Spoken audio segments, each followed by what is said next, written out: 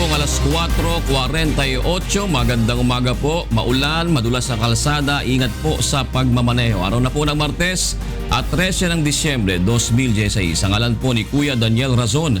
Ako po si Jun Suriao. At ako naman si Rina Villamor Camara. Narito na po ang mga humahataw na balita. Dalawang natitirang Indonesian nationals na bihag ng bandidong Abu Sayyaf Group nakalaya na. Pangulong Rodrigo Duterte muling ipatutupad ang Alunan Doctrine upang malabanan ang paglaganap ng armed groups sa bansa. Modernization program ng Pag-asa sisimula na sa susunod na taon. High-profile inmates sa Kamiling Jail sa Tarlac patuloy nang tinutugis ng mga otoridad matapos makatakas noong linggo. Inaabangang advocacy film na Isang Araw Ikatlong Yugto, ipalalabas na. At mahigit 300 inmates sa Cavite Municipal Jail natulungan sa medical mission ng UNTV at MCGI.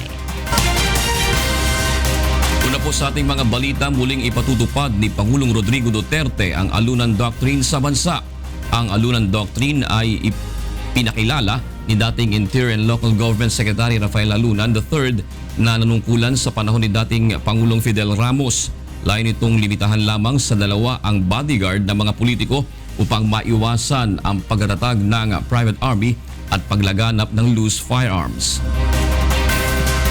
I remember that at the early days of my presidency, I fired almost 9 police generals and so many mayors.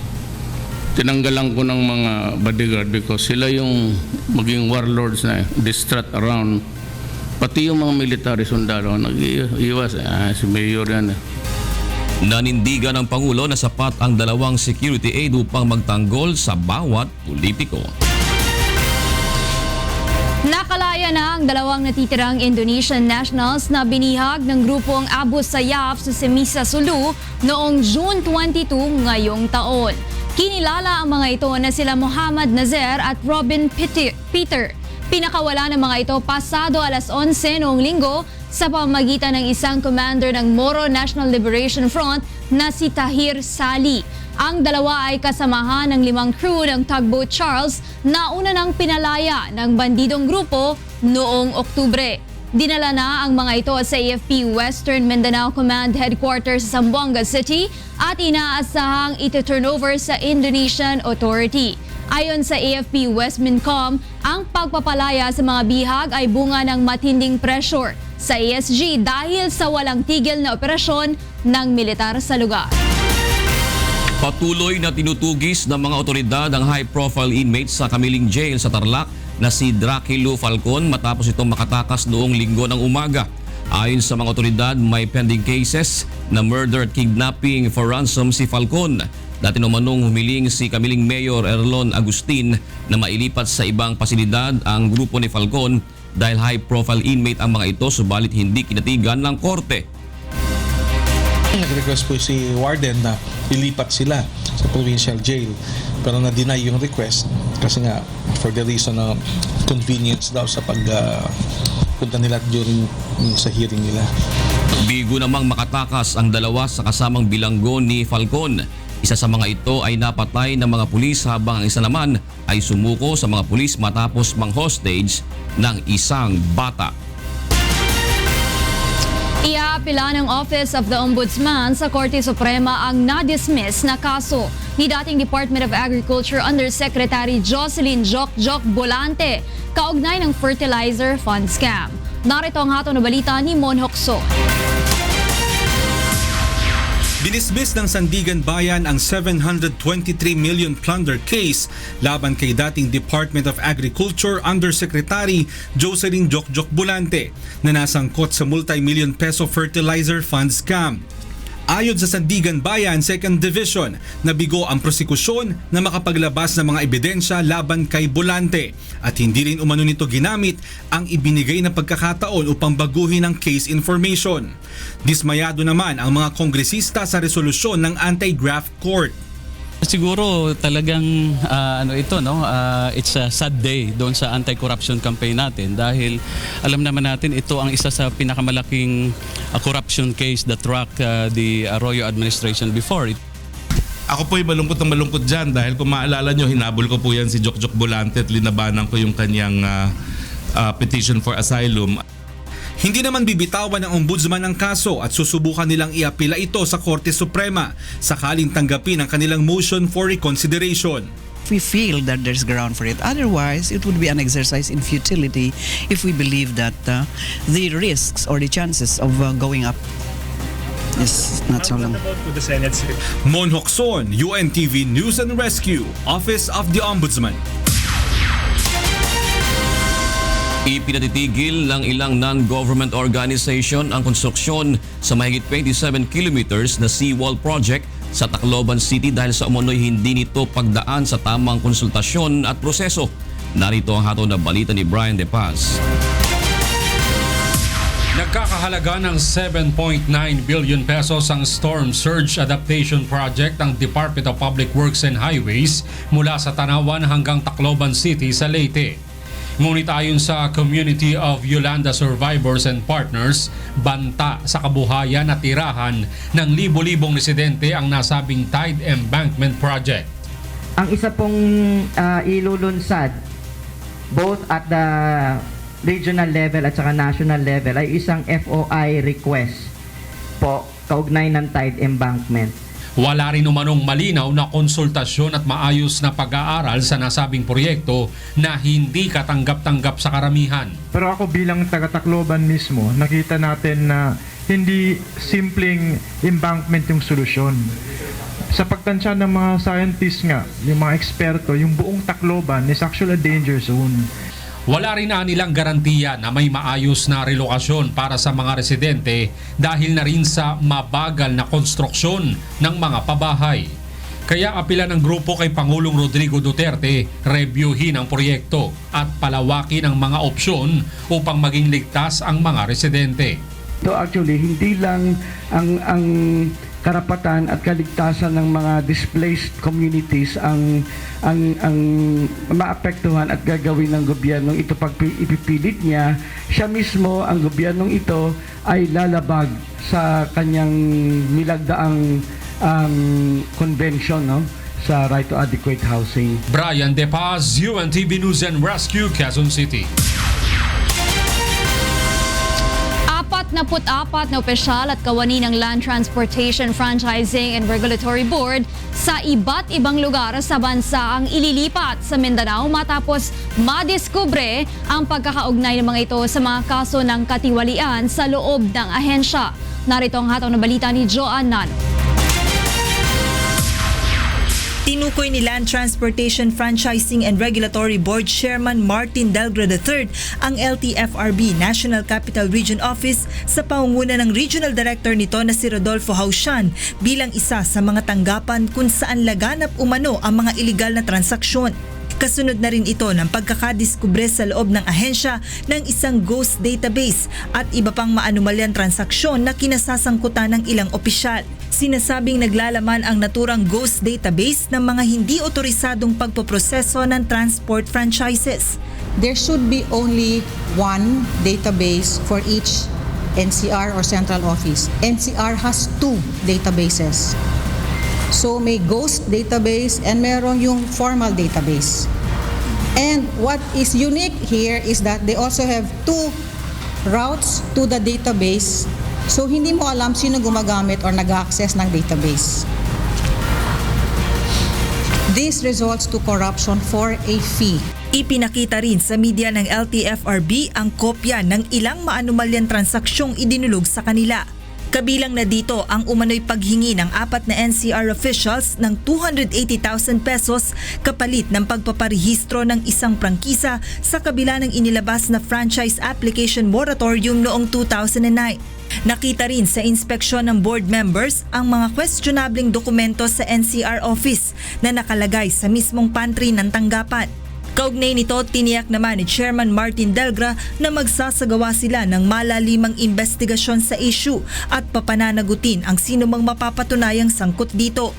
Ipinagpao na rin ng opisyal sa publiko na posibleng maapektuhan nito ang operasyon sa nasabing opisina kasabay ng pagtiyak na gagawin nila ang lahat upang maresolba ang problema. Kung hihina man ang konti ang serbisyo doon dahil nagtatanggal kami ng mga tao, as mentioned earlier, yung mga key officials na sangkot dito, maraming bakante sa Mindanao, kaya pinasa namin sa Mindanao yung mga tao na yan. Joan Nano, UNTV News and Rescue, Quezon City. 14 na individual ang nakatakdang sampahan ng kaso sa korte kaugnay ng madugong Davao City bombing noong September 2. Narito ang hataw na balita ni Victor Cozare.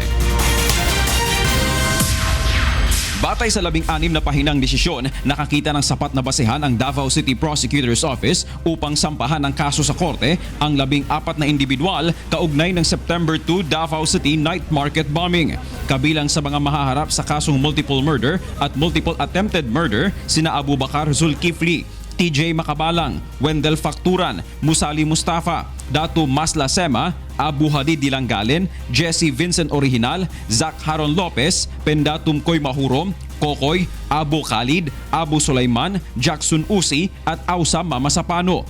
Bukod dito, sasampahan din ng kasong terorismo ang mga sospek dahil sa paglabag sa Human Security Act of 2007 na may parusang 40 taong pagkakakulong.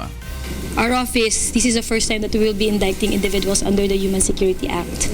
Isa sa pinagbatayan sa desisyon ang extrajudicial confession ng dalawa sa mga akusado na umaming nagkaroon ng sabwatan para isagawa ang pambobomba sa layuning bawasan ng pamahalaan ang puwersa ng militar na nakikipaglaban sa Abu Sayyaf sa Basilan.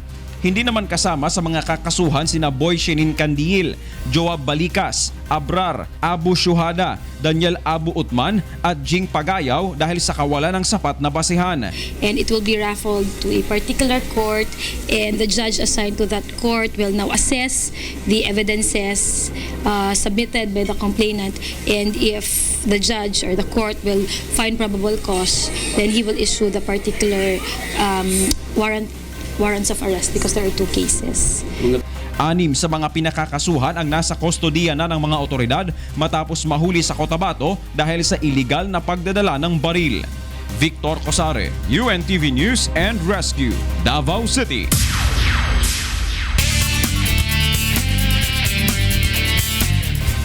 Sugatan ng isang motorcycle rider matapos mabangga ng cargo van sa Quezon City kagabi. Para sa detalye, may hataw na balita si Reynante Ponte live. Yes, Reynante, go ahead. Yes, Rina, nawasak ang dalawang motorsiklo at ang unahang bahagi ng cargo van matapos nga itong magkabanggaan dyan sa may EDSA Quezon Avenue sa Quezon City bandang alauna kaninang madaling araw. Kinilala ang driver ng nakabanggang cargo van na may plakang RHE 941 na si Rolly Divinagracia. Ayon sa driver ng isa sa nabanggang motorsiklo na si Jeric Ermitanyo, mabagal ang kanilang takbo dahil parehas na may diferensya di umano ang kanilang motorsiklo. Nang makita niya na mabilis ang pagtakbo ng cargo van mula sa kanilang likuran at papunta sa kanilang direksyon ay mabilis siyang nakatalon at nakatabi ng kalsada. Ngunit nabangga naman ang cargo van ng ikalawang motorsiklo at tumilapon ang driver nito. Nagtamo ng sugat sa muka at pananakit ng likuran si Bonifacio Nakigo, ang driver ng pangalawang nabanggang motorsiklo na agad na mga dinala sa ospital. Sasampahan naman Rina ng kaso ang driver ng cargo van at pababayarin sa napinsala nito sa mga biktima. Yung muna update mula sa Quezon City, balik sa iyo, Rina.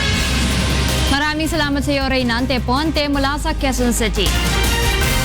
Samantala, 4 na lalaki ang pinagbabaril ng mga armadong suspect sa loob ng isang hinihinalang drug den sa Pasig City kagabi. May hataw na balita si Maki Libradilla live. Yes, Maki.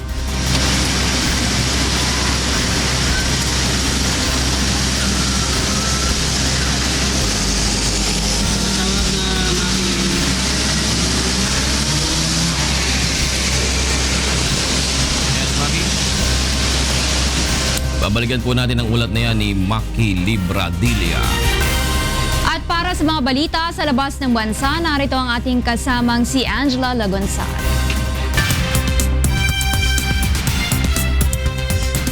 Hi Angel, good morning. Good morning, Rina, and here are the news from different parts of the globe. Dense fog enveloped several cities in northwest China's Xinjiang Uyghur Autonomous Region since Sunday afternoon, seriously disrupting the local traffic. The local department issued a yellow alert on Sunday as the fog affected over 20 countries and cities in North Xinjiang. The visibility was less than 200 meters in Urumqi city, which forced the vehicles to move slowly. 31 flights were also canceled at the Urumqi Diwapu International Airport, stranding 4,500 people. Despite the harsh weather, the local government was making full efforts to speed up the resettlement of the affected residents. Searchers recovered a body of a skier they believe went missing during avalanche in the Nevada mountains. The body was found buried under 10 feet of snow in a section of the Mount Roski Tahoe Resort that is closed off to the public. The search for the missing 64-year-old man began after a friend of him alerted authorities that they had entered the restricted area and were caught in an avalanche.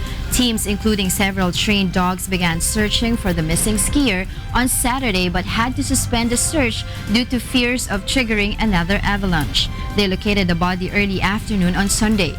An investigation into the incident is now underway. British police arrested 6 people in anti-terrorism raids across central England and London. Officers hold 4 men from Derby and another in Burton-on-Trent in central England, while a woman is also arrested in London on suspicion of preparing an act of terrorism. There is no further detail about the allegations. 6 properties are being searched as part of the investigation. Britain is on its second highest threat level, meaning an attack by militants is considered highly likely. Britain's foreign intelligence chief said last week Islamic State militants were using turmoil in Syria to plot attacks against the United Kingdom and her allies. And those are the latest news from around the world. At This Morning, back to you, Rina. Thank you, Angel, for that global update. Balikan po natin ang ulat ni Maki Libradilia hinggil po sa 4 na lalaki na pinagbabaril sa loob ng isang pinaghinalaang drug den sa Pasig City kagabi. Maki. Yes, dun sa isang madilim na iskinita dito sa barangay Maybunga sa Pasig City, nakita umanong pumasok ang mga lalaking armado at mga nakatakip ang muka at pilit pinasok ang isang bahay at saka pinagbabaril ang mga tao sa loob nito maghahating gabi kanina. Ayon sa otoridad, mistulang drug den ang naturang bahay at tulak umano ng droga ang may-ari na kasamang nasawi sa pamamaril.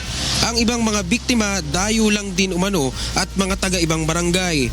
Tumangging humarap sa kamera ang isang witness, subalit base sa kanyang salaysay, hindi bababa sa 6 hanggang 7 lalaking sakay ng motorsiklo ang pumasok sa loob ng naturang bahay. Ilang sandali pa ay nakarinig na sila ng hindi bababa sa 15 putok ng baril. Natagpuan ang mga biktima sa ikalawang palapag ng bahay at sa pagsisiyasat ng soko, patay ang 4 na lalaki matapos itong magtamo ng mga tama ng bala sa ulot katawan. Sa ngayon ay patuloy ang investigasyon ng mga otoridad sa nangyaring pamamaril. Yan man ang latest, balik sa Jun. Maki Libradilia nag-uulat mula sa Pasig City.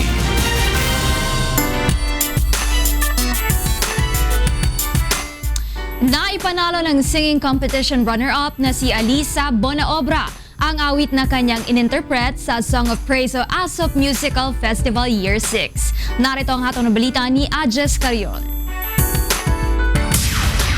Blessing para kay Alisa Bonaobra ang pagkakataong maging interpreter sa A Song of Praise o ASOP Music Festival Year 6. Naipanalo niya bilang Song of the Week ang awiting Kanlungan Ko na komposisyon ni Richard Samulde na taga South Cotabato. Sobrang blessed po kasi unang-una po yung sa pagkanta ko po, feeling ko po talagang ginabayan po ako ni God para mairaos yung kanta na yon. Nakatulong sa interpretasyon ni Alisa ang mensahe ng awit na aniyay akma sa kanyang buhay. First time kong kakantahin and related sa buhay ko. Sobrang feel na feel ko yung song. Kabilang sa mga pinagpilian ng mga huradong sina Jimmy Antiporda, Jackie Magno at Dr. Musico Mondel Rosario ang awiting Langit ng Pag-ibig ni Aldrin Ton na inawit ni Kat Loria at isang awit ni Arturo Roa na inawit naman ni Hans de Mayuga. Kay ganda ng buhay dahil ngayon'y kapiling ka, ang aking nadarama, paraiso mo, walang hanggan, ako'y mayroon. Adjes Carion para sa A Song of Praise Music Festival. Tuloy po ang huntahan kahit maulan sa Radyo La Verdad 350 with Bet at Jocas. Good morning. Good Hi, good morning, June and Rina Camera. And Rina House. Anong nangyari kay Atty. G? May hearing. May hearing. Alam mo naman yung lawyer friend namin dito. May pressing engagement. Very, very pressing engagement. At saka dahil absent si Tita Beth kagahapon, gumanti lang si Prof. George. Hindi totoo yun. Nagpaparinig ka na ba na ikaw na bukas? Hindi. It's not true. Wala kaming ganun dito. Wala kami ganun dito. Isa lang, isa lang yan. Nami-misinterpret na kami sa kalokohan namin na yan. Pero hindi ito hindi scheduled. Bali lang, may premise lang, walang conclusion. Di ba? Sa logic, di ba? Oy, ingat na kasi maulan, Premises. ano? Yes. Parang buong maghapong hindi aaraw yung ganyang klaseng pag-ulan, ha? At Ingat. ma-traffic na sa EDSA, obviously because of the rain, so mabagal ang takbo ng mga sasakyan. Pero expected din talaga, Tito John, na yung maliban traffic. sa expected natin, pero this early, normally hindi pa ganun katindi. Oo, tulog pa ang mga makina at dapat mag-gas up before 6 o'clock. Meron pa mga kasi ikaw ba, Rina, nagpa full tank? Full tank yan. Kahapon pa. Very Full tank good. yan. Oo. Kasi masyadong mataas. Yung apat nyo na kotse, pinapul tank nyo lahat, Tita Rina. 5 yun. 5 pala. Nagkamali ka ng bilang. Kay Tita Ako Beth, also. Ayoko pala, nagpagas na ako kahapon. Ikaw o yung kotse mo? Ay, nagpagas ako para diba? yung 5 kotse mo, full tank mo na. 10. Ay, sorry naman. Biglang naubos lahat eh. Ay, ganun ba? Bilis eh. Okay. Malaki yung diferensya. Kung mag 140 times, kung 140 to 160. mag 10 liters, sabihin mo lang 150 on the average. Sa 10 liters, 15 pesos. Mahigit kalahating Sa ano yun. 100 liters, 150 pesos. So, isang kilo Makakabili na tayo ng Isang kilo na rin ng mga isda yan. Correct. May pang breakfast na tayo niyan, di ba? Ito na. Narito na po yung mga dapat abangan sa ikalawang paghataw ng mga balita. Health condition ng 2 buntis na may Zika virus na nakatakdang manganak ngayong buwan. Mahigpit na minomonitor ng Department of Health. Pangulong Duterte nagbabala sa mga PNP at AFP personnel na masasangkot sa pagpatay sa inosenteng sibilyan. 2 immigration official na dawit sa umano'y extortion kay Jack Lam, voluntaryong nag-leave habang iniimbestigahan. Kampanya laban sa mga abusado at pasaway na driver paiigtingin ng LTFRB ngayong holiday season. At inaabang ang advocacy film na Isang Araw, Ikatlong Yugto, ipalalabas na. At yan po mga dapat abangan sa ikalawang paghataw ng mga balita. Ako po si Beth Santiago. At ako naman si Jose Castigador Jr. Balik sa inyo dyan sa studio, June and Rina. Maraming salamat, Beth. At yan po ang unang paghataw ng mga balita ngayong araw po ng Martes at 13 ng Disyembre 2016. La la la la.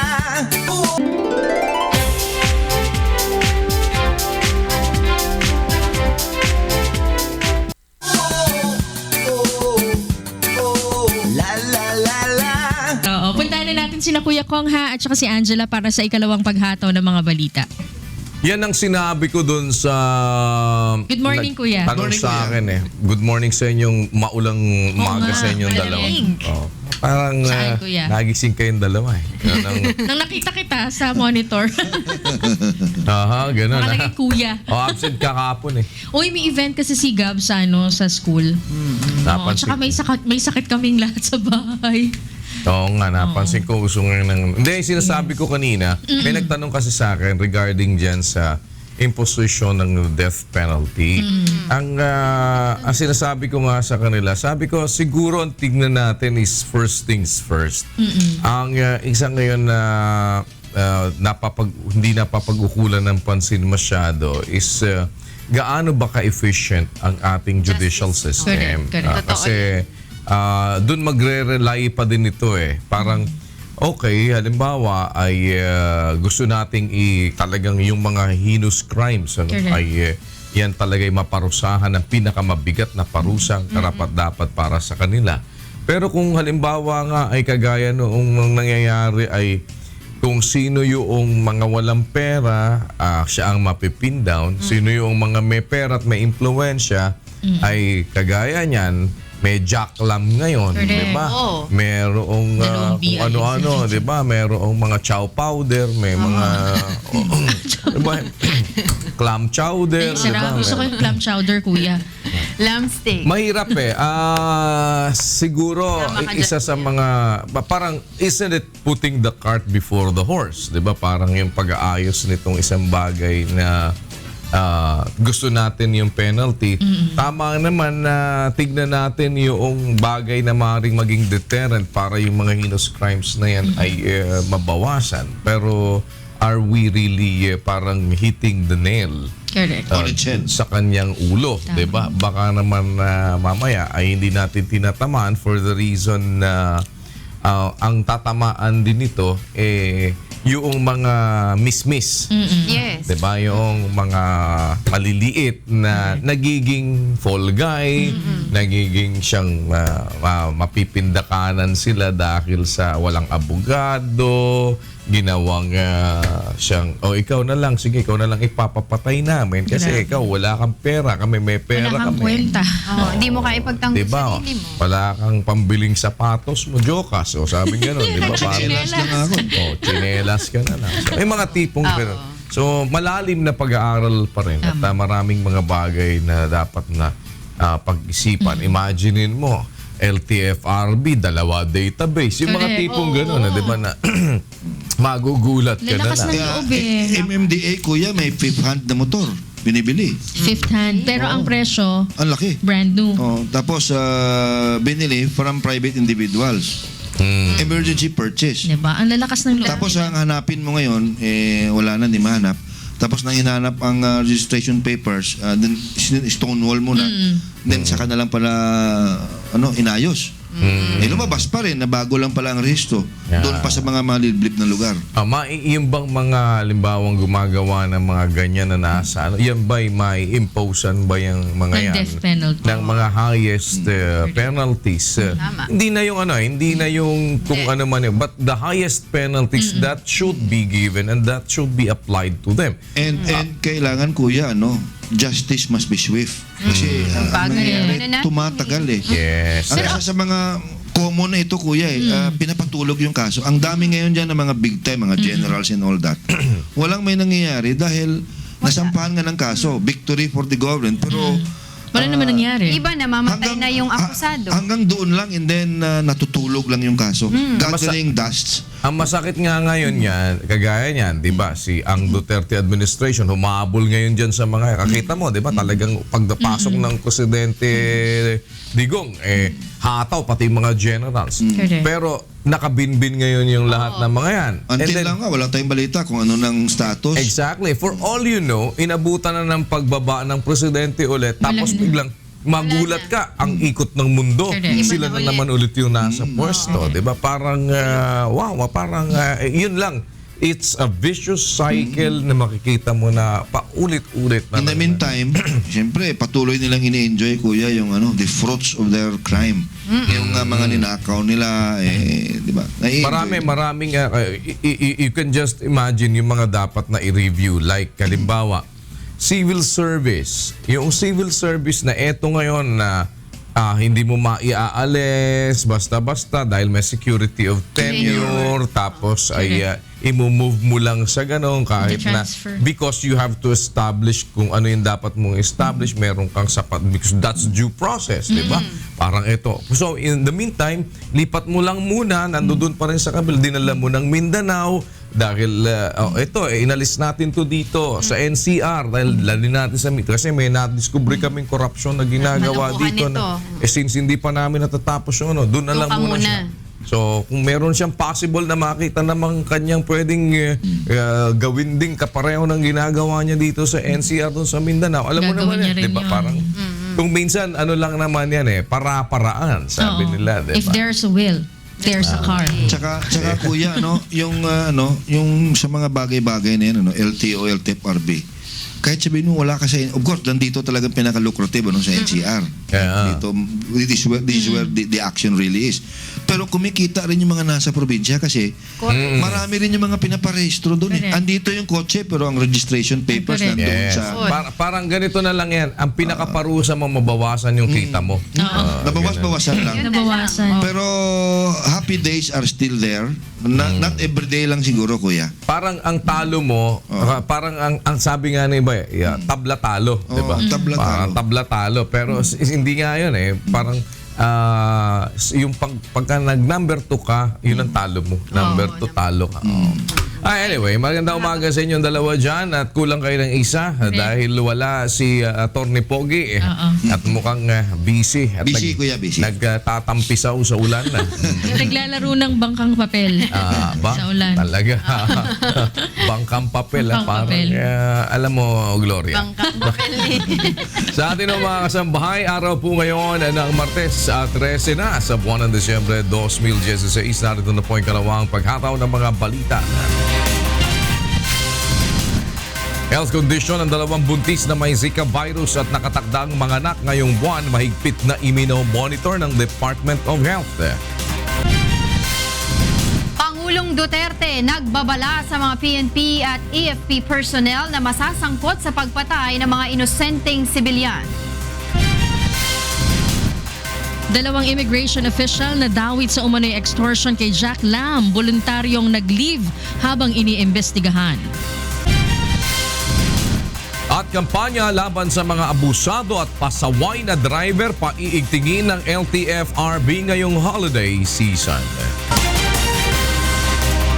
Mahigpit na imino-monitor ng Department of Health ang kondisyon ng 2 buntis na may Zika virus infection dahil bago matapos ang taon ay inaasahang manganganak na ang mga ito.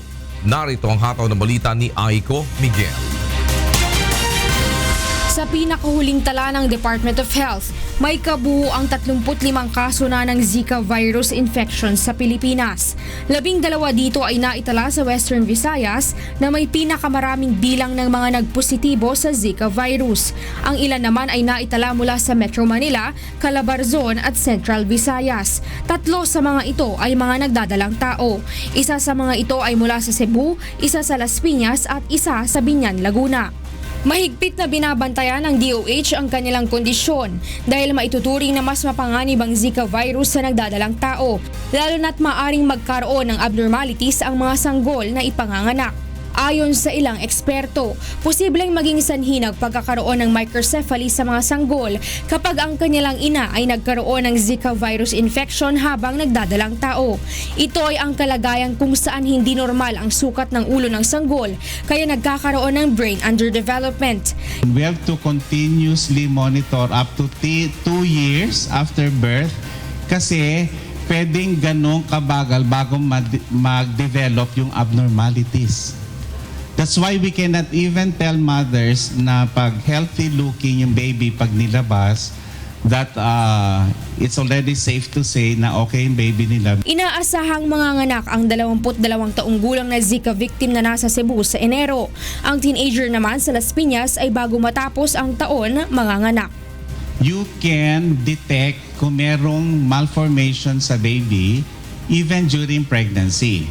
That's number 1. Hindi ito ma-detect during pregnancy ultrasound. Pag nanganak sila, we're going to measure the head circumference.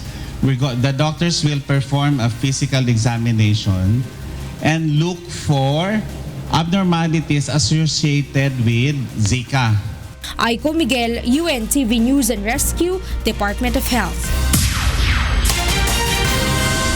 Kwestiyon sa investigasyon ng House Committee on Health ang ginawang pag-aproba ng nakaraang administrasyon sa mahigit 3 bilyong pisong pondo para sa procurement ng dengue vaccine na umano'y hindi pa sigurado kung talagang epektibo. Narito ang hataw na balita ni Nel Maribuho.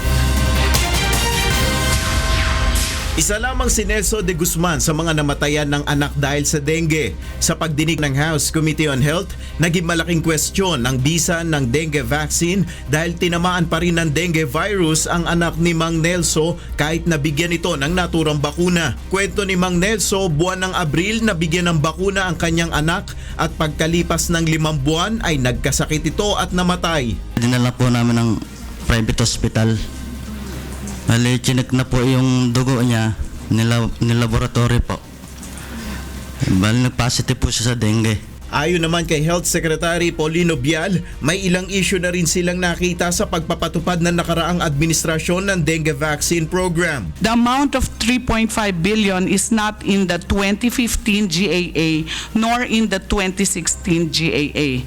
How can it be made available by DBM without presidential approval? The dengue vaccine is a new vaccine, no herd immunity, no long-term immunity, and long-term adverse events are not yet established. Sa kabila ng obserbasyong ito, wala naman umanong nakikitang irregularidad ng DOH sa hindi pagsunod ng nakaraang administrasyon sa protokol ng pagpapatupad ng programa para sa mga mag-aaral.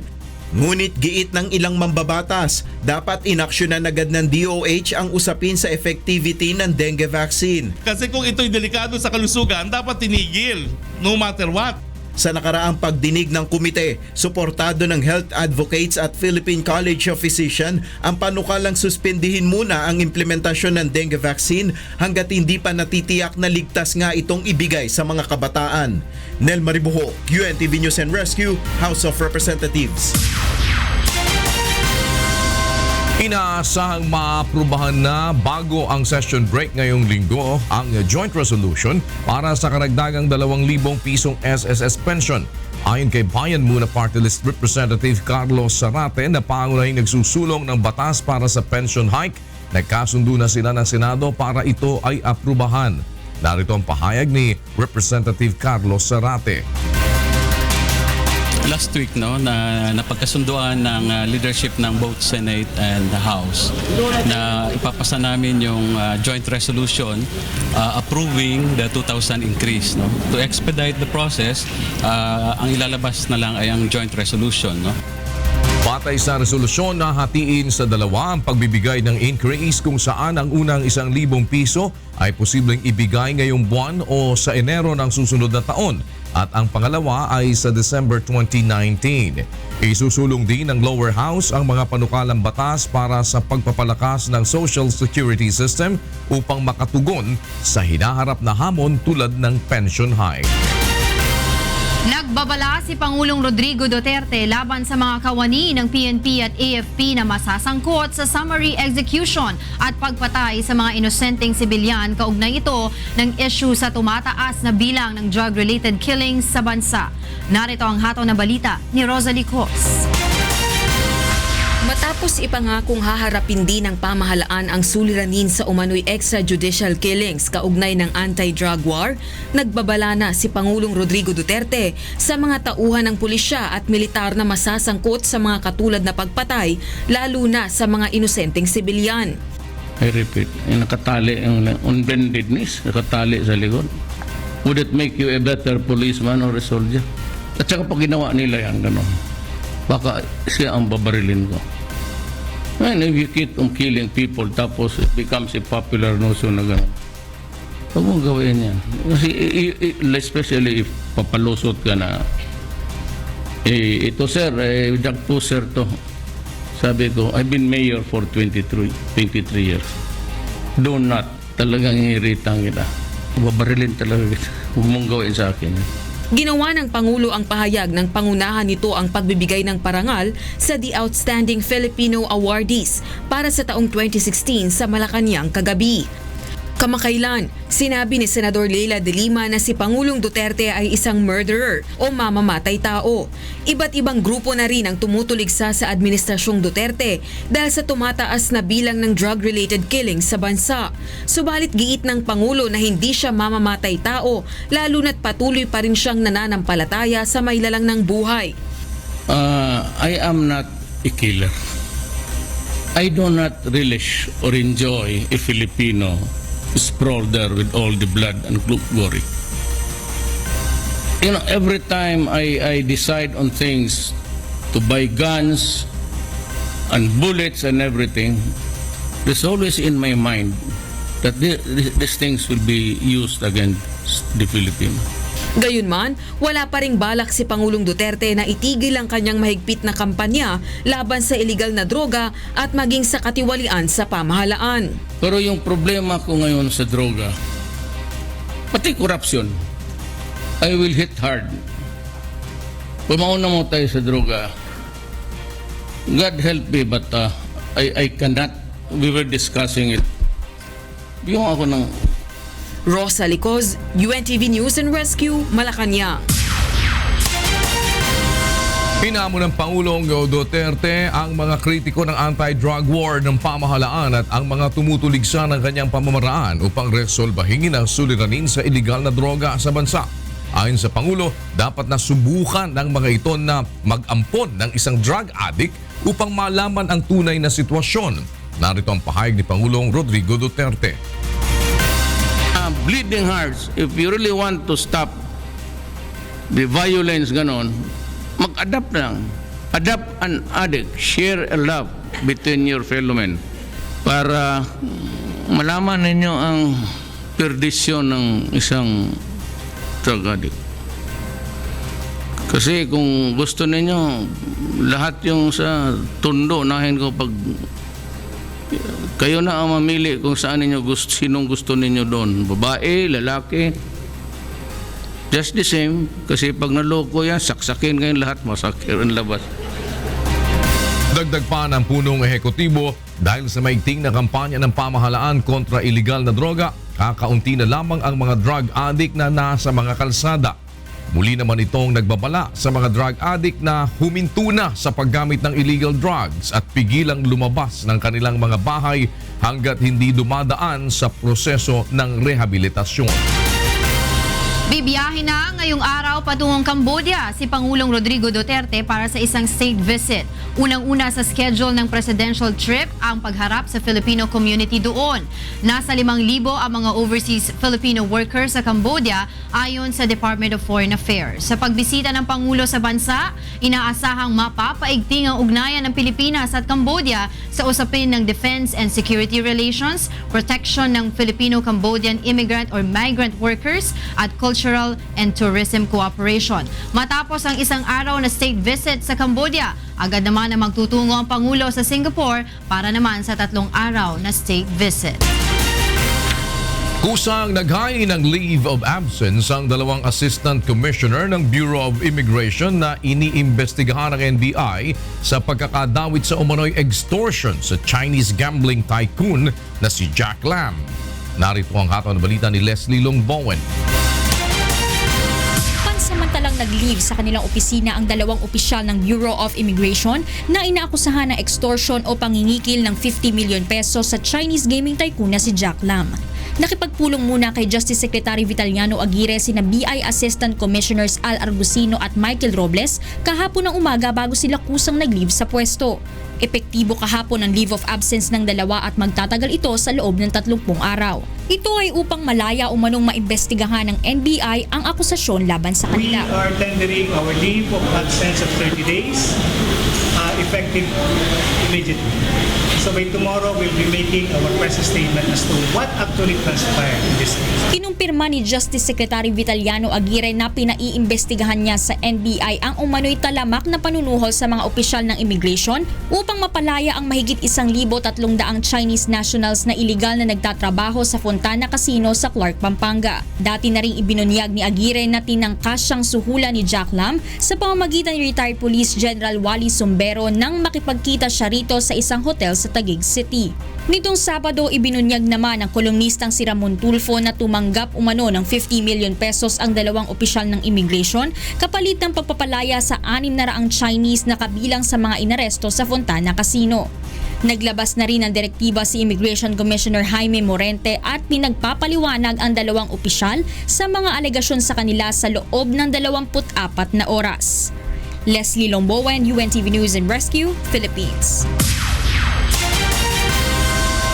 Itinalaga na ni Pangulong Rodrigo Duterte si Quezon City Regional Trial Court Judge Bernelito Fernandez bilang pinakabagong mahistrado ng Sandigan Bayan.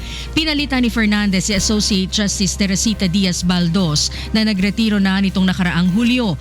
May 2 bakanting posisyon pa sa Sandigan Bayan kaugnay ng pagreretiro ni Associate Justice Jose Hernandez at early retirement ni Associate Justice Napoleon Inoturan. Paiigtingin pa ng Land Transportation Franchising and Regulatory Board ang pagpapatupad ng kanilang kampanya kontra sa mga taxi driver na abusado o namimili ng pasahero ngayong holiday season. Narito ang hato na balita ni Joan Nano. Masihigpitan pa ng Land Transportation Franchising and Regulatory Board o LTFRB ang pagpapatupad ng Oplan Isnabero laban sa mga pasaway na taxi drivers, kaalinsabay ng inaasahang pagdami ng mga pasahero ngayong holiday season. Ayon kay LTFRB Chairman Martin Delgra, nakikipag-ugnayan na sila sa mga mall operators sa Metro Manila para sa deployment ng kanilang mga tauhan na magmomonitor sa mga abusadong taxi driver. Nagbabala rin ang ahensya sa taxi drivers na nangongontrata at tumatanggi sa kanilang mga pasahero, gayon din ang mga driver na hindi nagbibigay ng tamang sukli. Ang sinumang taxi driver na mapapatunayang gumagawa ng mga ito ay maaaring pagmultahin ng 5,000 pesos at posibleng masuspindi ang prangkisa. Kaya nga binigyan kayo ng prangkisa dahil kailangan yung magsilbi sa mga pasaherong gumagamit ng taxi. Okay? So please, huwag kayong mag-snub ng mga pasahero. Suportado naman ng ilang mga pasahero ang hakbang na ito, lalo't madalas nila ay namimili ng ruta ang ilang taxi driver. Kaya kami nag-taxi para mapabilis yung biyahe. Magbabayad naman kami. Subalit katwiran ng ilang driver. Kasi alas walang kinikita ang driver pagka napasuong sa traffic eh. Sa ngayon ay nagsasagawa na ang LTFRB ng seminar upang ipaalala sa mga driver at operator ang mga regulasyon sa pagmamaneho ng taxi. Kung may nais namang isumbong hinggil sa mga abusadong taxi driver, maaaring makipag-ugnayan sa hotline number 1342 o mag-text sa mga numerong 0917-550-1342 at 0998-550-1342. Joan Nano, UNTV News and Rescue, Quezon City. Muling nagpaalala ang Department of Health sa publiko sa mga panganib na maaaring idulot ng paputok, pati na ang mga dapat gawin upang maiwasan ang food poisoning at binge eating ngayong holiday season. Narito ang hato na balita ni Aiko Miguel. Nakatutok ngayon ang Department of Health sa mga lugar sa bansa kaugnay ng kampanya sa pagbabawal na paggamit ng mga paputok. Ayon kay Assistant Secretary Eric Tayag, bukod sa physical injuries, marami rin itong sakit na maaaring idulot sa publiko. If you're using pyrotechnics, ang danger naman nun ay sa pollution it creates. May inhale kayo mga fine particles, okay? Smaller than the diameter ng hair. So it goes straight into your lungs. Then it will cause respiratory ailments. Bagaman hindi pa nalalagdaan ni Pangulong Duterte ang executive order para sa implementasyon ng nationwide firecracker ban, may itatalaga ng firecracker zone ang mga lokal na pamahalaan upang maiwasan ang disgrasya. It doesn't prevent firecracker injuries but it will drastically eliminate yung mga naiitsahan, yung bystanders, kasi meron ng designated eh. So you just cannot throw away those firecrackers. Hindi rin anya dapat nang gumastos para sa pagbili ng mga paputok dahil pwede namang turotot o pampaingay ang gamitin sa pagsalubong sa pagpapalit ng taon. Bukod sa mga paputok, nagpaalala rin sa publiko ang DOH na mag-ingat sa pagkain, lalo't kabi-kabila ang mga handaan ngayong holiday season. make sure wag kayo magluluto ng sobra-sobra. Yung pagbigat ng timbang natin, chances are happen during the holidays. Paalala ng DOH, ihiwalay ang mga luto sa hilaw na pagkain. Tiyaking lutong-luto ang mga putahe. Ilagay ang pagkain sa tamang food temperature at gumamit ng malinis na sangkap at tubig. Aiko Miguel, UNTV News and Rescue, Department of Health. Hindi na babalutan o seselyuhan ang mga baril ng mga pulis ngayong holiday season. Ayon kay PNP Directorate for Operations Chief Superintendent Camilo Coscolan, direktiba ito ni PNP Chief Ronald De La Rosa upang ipakita na disiplinado at mapagkakatiwalaan ang mga pulis. Noong mga nakaraang taon ay karaniwan ng ginagawa ng PNP ang paglalagay ng selyo sa mga baril ng mga pulis upang maiwasan ang indiscriminate firing tuwing magpapalit ang taon. Para naman sa mga balita sa labas ng bansa, narito si Rina Villamor Camara.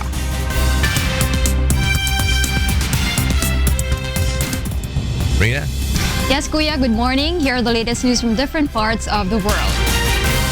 Massive police presence is expected in the German city of Cologne for New Year's Eve following last year's wave of attacks. Over 90 women were reported being robbed, threatened, or sexually molested at New Year's celebrations outside the city's cathedral by young, mostly drunk men on January 1, 2016.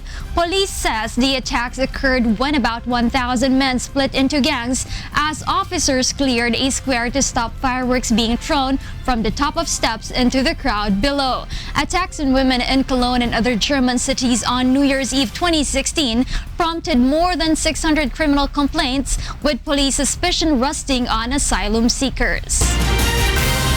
Meanwhile, Hong Kong's Financial Secretary John Chang resigns from his post but refuses to confirm reports he intends to run for the city's top job on March. There has been months of speculation that 65-year-old Chang, who tops popularity polls, would step down and enter the race to become the financial hub's chief executive. Hong Kong's unpopular incumbent chief executive Leung Chun-ying announced on Friday that he would not stand for a second 5-year term. The city government says Leung had already submitted Chang's resignation to China's central government. Secretary for Financial Services and the Treasury Chan Ka-kyung would be acting financial secretary. In other news, China has expressed serious concern after U.S. President-elect Donald Trump said the United States did not necessarily have to stick to its long-held stance that Taiwan is part of one China.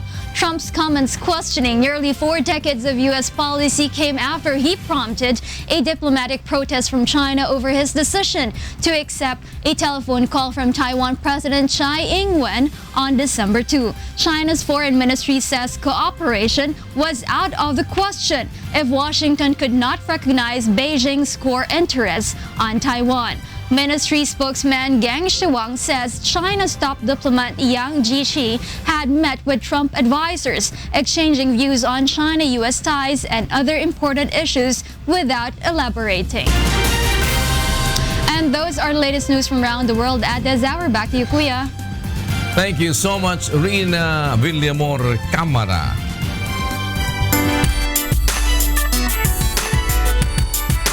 Hindi makakasama sa panel of judges sa pageant night ng Miss Universe 2016 si Pangulong Rodrigo Duterte ayon sa organizers ng naturang patimpala.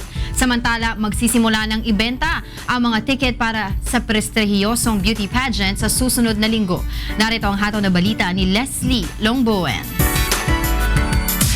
Hindi maaaring gawing isa sa mga hurado ng Miss Universe pageant si Pangulong Rodrigo Duterte. Ayon kay Miss Universe Organization President Paula Shugart, hindi nila pinapayagang maging judge ang sino mang opisyal ng host country. Hard on everybody because a government official, they're going to have to be neutral. That was the word. Thank you.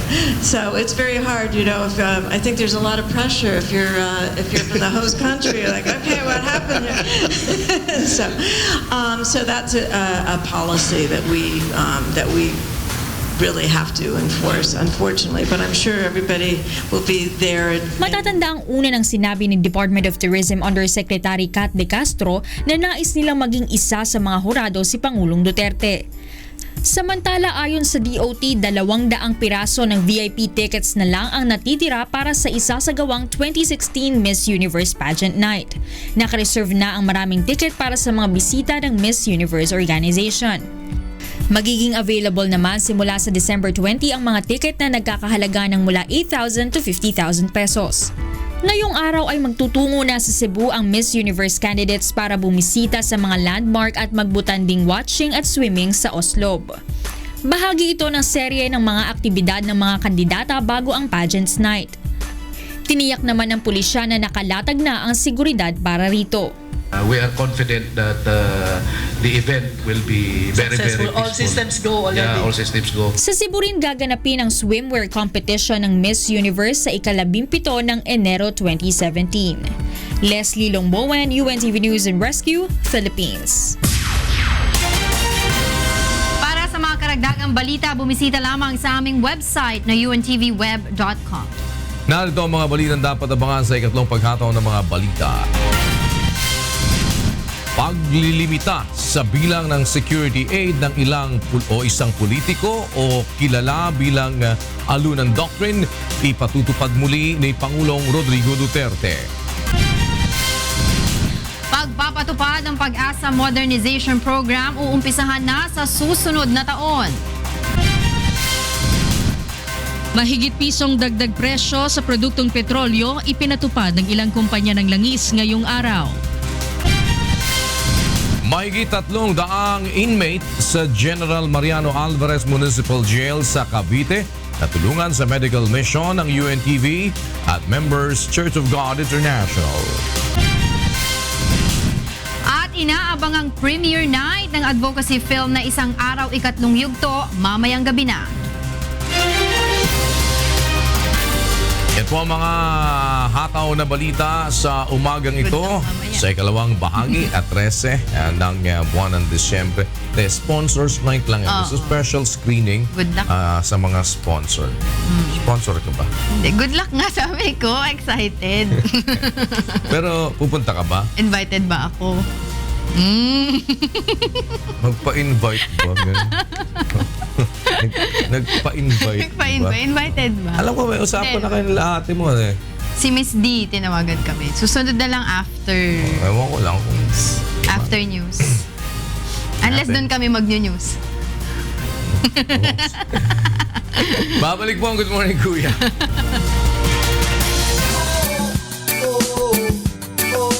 La la la la.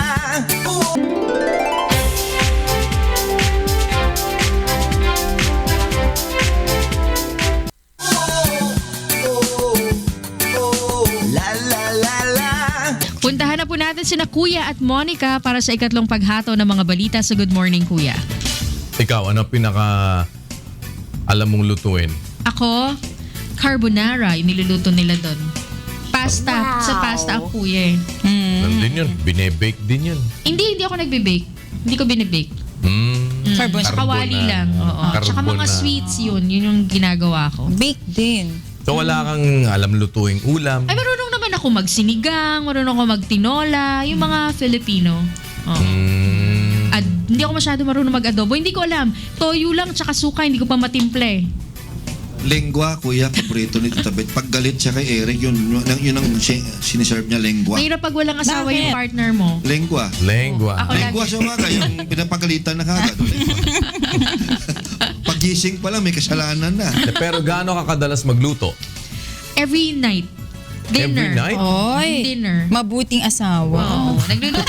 Sabi ko nga kay Gabi, sabi niya, ba't hindi na lang natin ubusin yung pagkain natin? Ba't kailangan natin tiran si daddy ng food? Sabi ko, yung tatay mo nagtatrabaho maghapon, kawawa naman pag uwi kung dilata lang. Sabi ko, kaya pag maghanap ka ng asawa, dapat pagluluto mo siya. Yeah. Ay, pagluluto ka niya. Mali. Pagluluto ka niya, pag galing mo sa work, kakain ka. Sabi niya, I don't understand why do I need to find a wife? Sabi ni Gabi. Oo nga naman. Bakit naman kailangan turuan mo kagad kasi yung bata, bata pa. Sa nanay na ganyan na sa madali. Di ba sa inam-inam at di napapasok sa isip ng bata yung gano'ng mga bagay na bibigyan mo kagad ng problema. Ikaw talaga. 9 years old pa lang naman yun. Di ba parang gusto mo kagad makaganti doon sa bata?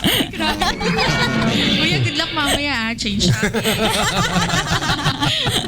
Good luck mamaya. Ayan. Salamat Bigyan mo sa... kaming kopya. Wala ka ba doon? Hindi naman kami invited. Sa part 4 daw, magbo-volunteer si Tita Beth. Hindi, sa part 4 kailangan si Manong Jo at saka si Beth. Aba. Yuko po yan. Drag queen daw si Tita Beth, kuya. Gusto ko sa totoong Tapos buhay. ako daw ang huhuli sa kanya. At, Hindi siya pwede manghuli. Alam mo Doon ka kung na bakit? magpaliwanag sa presinto. Napaka-sweet eh. Sino? Day. Si Monica? Hindi, ito si Tito Jo. Day. Itaas mo ng kamay mo. Day, hulihin na kita. Day. Oo nga. Di bagay. Ganyan nga, pagka nga mag-assassinate, patsyunda ka. Sample. Tito Jo. Yan ang mga... Yan ang mga Ilonggo, di ba? Yung teacher ko ganyan, Ilongga eh. Napakalambing eh. Ang galit na. Oo, sabi niya, Daniel, tama na. Huwag na maingay ha. Gusto na Yan pala ang masarap asawa, no? Mga Alin? Ilonggot-ilongga. Ay, pag nagalit naman yung mga yan. Oo. Ibang klase, oh. Pero Hindi na malambing magsasalita, pa rin. kakagating ka na lang. Pero Mag-ingat ka, Tita Beth. sweet talaga ang mga Ilonggo. Oo, sweet. Lalo na pag may dalang butterscotch. Ha? Tsaka piyaya pag galing sa bakasyon. Hindi na lang ka ni Manong Jo? Hindi, magbabakasyon pa lang. Alam mo naman, iniiwanan ako Bakasyon na palagi. naman? At tatapos lang ng bakasyon yan, babakasyon na naman. Talaga, oh. So, pero ano ba ang mga nabibili sa inyo, Manong Jo? Well, marami kuya, no, ang of course ang mabili ngayon, yung butterscotch, ano. Dahil kahit sino ang bigyan mo dito, yun Ubus palagi ang hinihingi, no, pag nakauwi ka ulit, bili ka ulit. Piyaya, Tito Jo. Butterscotch. Butterscotch. Piyaya. Kasi si Joseph Miranda, scotch lang hinahanap.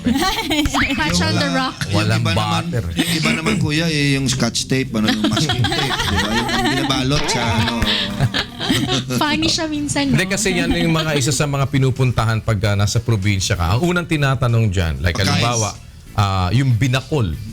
Isda yan, no? Isda? Manok. Ano yan? Ang origins niyan kuya sa Panay, binakol. Yung niluluto, ang original yan, niluluto sa loob ng nyog. Yung tubig ng nyog ang mag-ano, no? Nyog or buko? Buko. Pero ako yung gusto ko kuya, yung sa pasok ng bamboo. Tapos 'di ba yung meron diyan yung KBL. Dito sa may bandang norte, tinupig. Masarap yun. Luzon yan, Luzon. Iba sa ano to? Pangasinan nga ba yan? Oo. Bandang Ordaneta, di ba? Tupig. Alam mo, dati Sarap kuya, yan. sabi ko, Ano ba? Tupig? Tupig. Oh, Di ba tupig. nakabalot sa dahon? Sabi, Yes. tupig. Sabi ko, tubig, nakabalot sa dahon. Paano nangyari yun? Dalawang baboy Sarap yun, yun. dalawang baboy. Tupig. Tupig.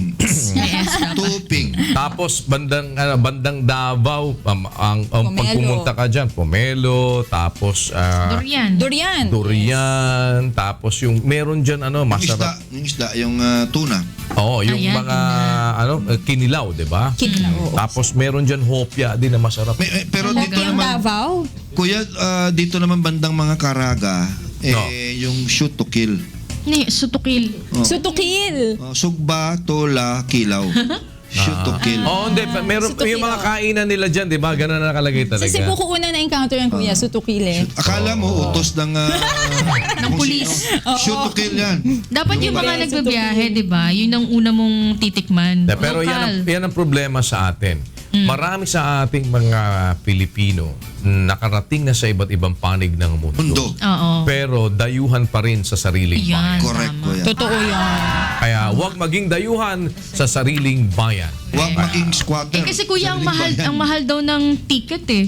Hindi, Pag pupunta ka kunwari, pupunta ka ng isang lugar dito sa Philippines, mas mura papuntang Hong Kong. Pero Sabihin alam mo, na, Hong Kong na sa lang. isang banda, may katotohanan yan. Ha? Talaga? May katotohanan yan. Minsan, mas murang pumunta ng Hong Kong Diba? kaysa pumunta ng... Davao, Well, actually, ang palagi napansin kong mahal, Davao. Yan. Isa yun sa palaging mahal, hindi nagbababa ng rate. lalo na siguro ngayon. Batanes, isa pa. Pero kung matyaga ka, masipag ka kuya, yung mga magaling sa mga promo. Seat sales. Online. Paunahan man lang yan kuya kaya nga yung iba Aabangan dyan, mo. tig isang taon, di ba? Pero Matagal. piso lang ang babayaran. Yung mga ganon. Pag matimingan mo. Abangan natin ngayon kung merong murang flight papunta sa iba't ibang panig ng Pilipinas, lalo na ngayong inaabangan nila ang Miss Universe. Yes. Napakamahal ng Ang mahal ticket. nga ng ticket. $1,000 yung VIP. General admission, 8,000 pesos. Ang mahal. Ay, kahapon, kuya. May nagvo-volunteer dyan sa huntahan, si Tito Joe at saka si Attorney G. Magpa-accredit Correspondent daw sa Kuya, pwede naman magpa-accredit, kuya, di ba? Pag-accredited ka siguro ng media, libre ka na. Correspondent natin. Ayaw naman namin maging kasangkapan ng mga, di ba? Kasangkapan ng mga matang puspus ng pangangalon niya. X-ray vision. Silang dalawa pa talagang iiwanan nila ako eh. Oo, kahapon, Tita Beth. Siyempre, sasabihin nila, mahirap naman yun na sasama ka pa namin doon, di ba? Tapos ang pag-uusapan, kuya, among others, mga vital statistics, di ba? 36, 27, 36, di ba? Huwag mo nang payagan, kuya. Hindi maganda yan. Mapapariwara. Sige. Maraming salamat sa inyo dyan at siguro ay nakapag-full tank na kayo. Dahil tumaas na kanina, 'di ba? Tumaas kaninang alas 6, tama ba? Yung iba kuya, kagabi, midnight. Kagabi meron na nagtaasa na rin. Ewan ko kung si Bong, kung full tank na yung lahat ng mga sasakyan sa motor pool. Dahil medyo 140 to ang happy kasi ngayon si Jack Malyari. Dahil medyo magbibigay ng pangbili ng jacket at saka ng milk tea. At nagtaasa na. Pero tingnan natin kung ano ho magiging gabay natin dito sa ilang mga panahon ilang araw pa nanalabi. December 13 ngayon eh. So meron pa tayong ilang araw bago sumapit ang 2017 at kung may tataas pang 17 days. kung meron pang pagtaas na mararanasan tayo bago ulit dumating ang 2017. Sana wala. Maraming busy ngayon eh. Bilihan dito. Ano oras ba ngayon sarado ng mall, Beth? 12, yung iba 12, 11. Meron na? Oo. Meron na mga Pag weekend lalo, 12. Pero ano oras ang bukas? 8 naman. Yung mga malls na kapitbahay natin dito, alam ko yung isa dyan, 11 to 11. Pero mga siguro next week, hanggang 12 na yan. Ganun, kasi peak time na. Meron mga malls sa pag Friday, Saturday, alas 12 na sila nagsasara. O kaya si Manong Joe, Enero kung mamili yan eh. Tama yan kuya, dahil hindi naman kailangan, di ba? Oo, kaya pagka binigyan kanya ng regalo, tignan mo, baka expired. mga 1 week naman. Mga 1 week pa naman kuya. 1 week. May pagkaan naman. Kasi may isa lalo na. May leeway naman. Ako 6 months na binili, January. Dapat hindi pa nabibig. O kaya kuya, bibilin ko ng mga December 29. Di ba? Isang taon ang expiration kasi mga first week ng January pa. Uy, magpalibre na kayo kay Beth at saka kay Manong Joe. Bakit? Nakatanggap na ng 13th month. Saan, kuya? Maganda bang gising? Baka mga ngayong linggo siguro. Teka lang, maganda ba? Natatandaan ko si kuya, dapat daw maganda yung gising niya. Kuya, maganda ba yung gising mo? Ha? Eto, sasabihin ko sa'yo, hindi pa ako natutulog. So paano siya nagising? Kaya hindi pa ako gumigising. Sige. Masaya ka ba? Baguhin. Alam mo, bago ako umuwi kagabi, binwisit ako ni Bong Etorma. Saan ba hunting yung bong na yan? Tanongin mo sa kanya. Kasi yung pinapa-edit ko, di pa tinatapos. Kaya Monica, wag mong papainitin ang ulo. Kailangan masaya palagi yan. Magandang araw Hindi, itong mga panahon na to, talagang ngayon, panahon na to, problemado. Sarado opisina ko ngayon. Huwag mo isipin yan. Alam mo, ako all throughout the year, mula Enero 1 hanggang Disyembre 1, talagang alam nyo naman, kahit wala kang appointment, kumato ka lang sa opisina ko. Oo. Kahit natutulog ako, tawagan mo ako, bukas ang opisina ko palagi. Pero mula ng December sa mga panahon na to, ngayon lang ako magsasarado. Alam ko kuya, hindi mo kayang gawin yan. Out of the office. Parang unofficial business. Parang medyo kailangan ko muna ngayong Pero di ba kuya, isang araw lang? Ha? Isang araw lang? Oo. Isang araw lang ang kailangan. Kahit na isang araw lang, patahimigin nyo ako. Alam mo Tito Joe, hindi mo kailangan ganyanin si kuya, may kusa yan. May kusang palo ako magsara ng opisina. Hindi nyo kailangan sabihin sa akin. Tama. Hindi nyo kailangan sabihin sa akin, kuya. Di ba, huwag nyo na sabihin sa akin, kuya, magpahinga ka naman. Kuya, matulog ka naman. Gagawin ko na yan ngayon. Matutulog ako ngayon at mapapahinga ako ngayon. Kuya, alam mo, Sarado ko ang opisina ko di bali walang mula tulog. pagkatapos ng programa ngayon. Kita-kits next year. Tatapusin ko lang yung premiere mamaya yung sponsors night. Pagkatapos ng sponsors night, out of the office, out of the... Hindi mo kami matitiis, kuya. Ha? Hindi mo kami matitiis. Kaya nga ayoko kayong tingnan para wag ko kayo. So, okay na yun, di ba? Hindi ko na kayo makita kasi... Juan, ikaw umayos ka dyan, baka maawa pa mag-behave na nga ako dito. Huwag mo kainitin ang ulo. May kailangan ka, kuya? Coffee, kuya, coffee. Wag naman yung masyadong halata. Kailangan ko na mapupuntahang walang makaka-istorbo sa akin. Isa lang hindi ako humihiling sa inyo. 'Di ba? Nakita naman ninyo lagi. Ngayon lang ako hihiling sa inyo. Katahimikin niyo ako. Pwede ba mula ngayon hanggang sa Enero, wala mo nakakausap sa akin? Masungit. Magandang umaga po. Araw ng Martes, December 13, 2016. Sabay pa rin tayo napapakinggan sa Radyo La Verdad 1350 ang UNTV Radio. Maaari niyo po kaming mapanood sa ating Facebook account at sa ating untvweb.com via live streaming at maging sa ating UNTV mobile app at pwede niyong i-download yan na libre sa iOS at Android. Para sa ating mga kasambahay na ngayon lamang nagbukas ng kanilang telebisyon, narito po ang mga umahataw na balita ngayong umaga. Paglilimita sa bilang ng security aid ng isang politiko o kilala bilang alunan doctrine ipatutupad muli ni Pangulong Rodrigo Duterte. Pagpapatupad ng Pag-asa Modernization Program uumpisahan na sa susunod na taon. Mahigit pisong dagdag presyo sa produktong petrolyo ipinatupad ng ilang kumpanya ng langis ngayong araw.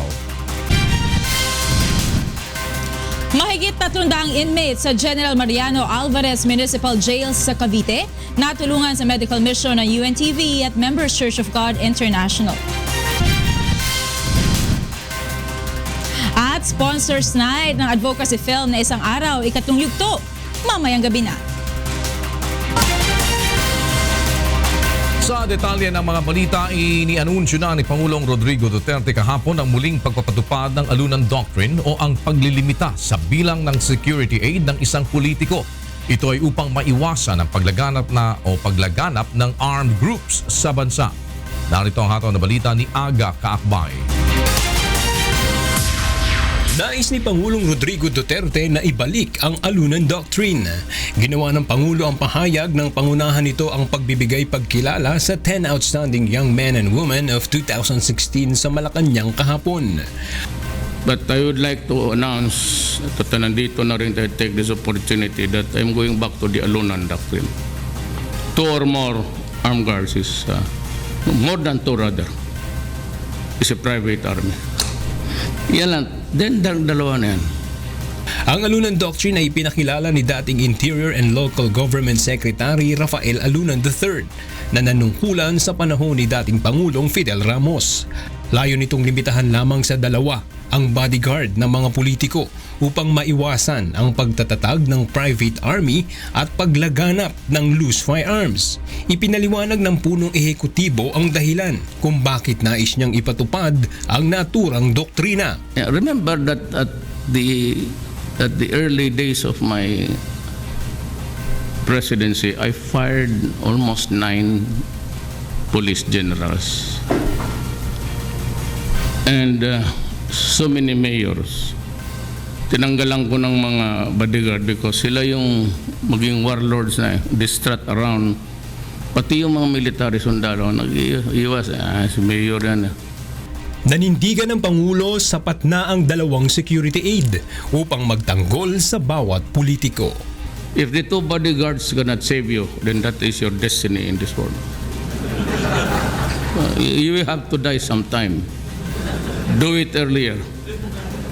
It will spare the country of headache and maybe we can produce better citizens. Aga Kaakbay, UNTV News and Rescue, Malacanang. Uumpisa na sa susunod na taon ang pagpapatupad ng Pag-asa Modernization na inaasahang lalo pang magpapalakas sa kapasidad ng Pag-asa sa pagtaya ng lagay ng panahon. Narito ang hataw na balita ni Ray Pelayo. Target Target ng Philippine Atmospheric, Geophysical and Astronomical Services Administration na maging mas accurate at mapahaba pa ang mga araw ng pagbibigay ng taya ng panahon.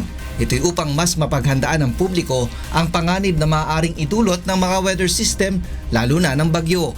Ayon kay Pag-asa Administrator Vic Malano, posible na ito dahil sa pagpapatupad ng Pag-asa Modernization na uumpisahan sa 2017. Kabilang sa gugulan ng 3 bilyong pisong pondo ang pagtatayo ng mga karagdagang Doppler radar na siyang susukat sa dami ng ulang maaaring ibuhos ng bagyo at iba pang weather systems sa ibang lugar.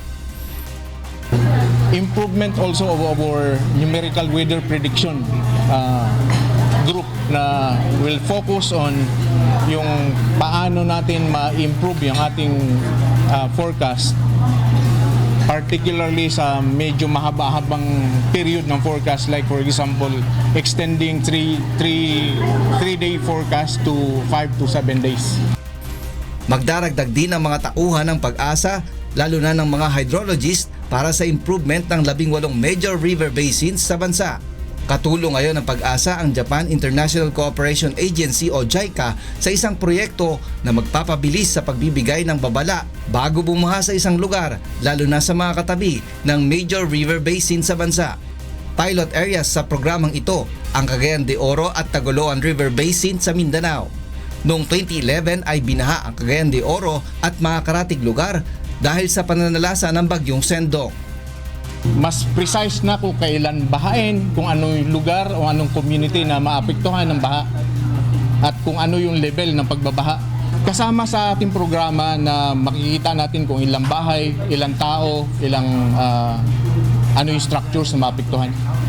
Tinataya ng Pag-asa na sa susunod na taon ay makararanas ang bansa ng mas maraming ulan dahil sa epekto ng La Nina. Ray Pilayo, UNTV News and Rescue, Quezon City. Bakit nag-uulan ngayong araw? Alamin natin mula kay Ray Pelayo sa ating ulat ng panahon na mula sa ating UNTV Weather Center.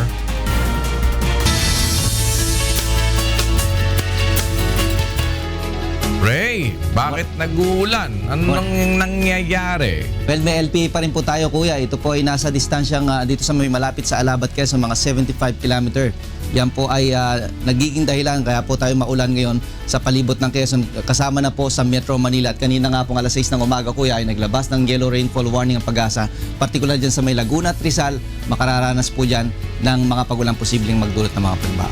Anong possibility na mamunguya na isang bagyo? Less, kuya, pero ito'y mag-stay pa, tatagal pa ng mga 1 to 2 days, kuya, itong sinasabi natin low pressure area, kaya sa mga susunod na araw ay makakaranas pa rin tayo ng mga pagulan, kuya.